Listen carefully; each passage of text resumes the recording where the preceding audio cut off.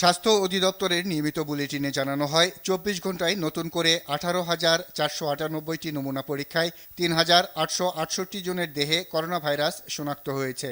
গত ২৪ ঘন্টায় যা পরীক্ষা হয়েছে তাতে শনাক্ত হয়েছে ৩,৮৬৮টি।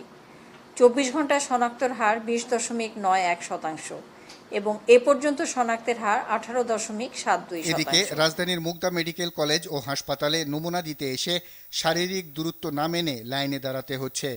অনেকে আবার রিপোর্ট পেতে কয়েকদিন লেগে যাওয়ার অভিযোগ করেন। আজকে ৭ দিন হয়ে গেছে, মানে খুব সমস্যার মধ্যে আছি, রিপোর্টটা এখনো পাইনি।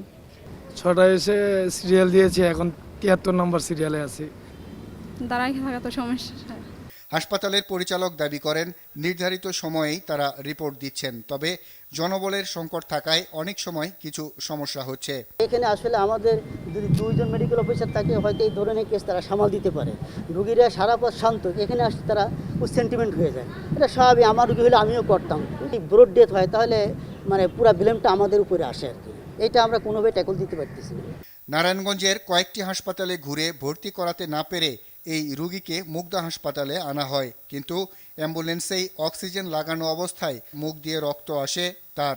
পরে পরীক্ষা নিরীক্ষা করে জানানো হয় রোগীর আগেই মৃত্যু হয়েছে। করোনা চিকিৎসার জন্য নির্ধারিত কুর্মিটোলা হাসপাতালেও স্বাস্থ্যকর্মী সংকটের অভিযোগ করলেন রোগীর স্বজনরা। নন পজিটিভ করোনা রোগীর জন্য আলাদা ওয়ার্ড দাবি করেন তারা। আর বাদল, RTV, ঢাকা।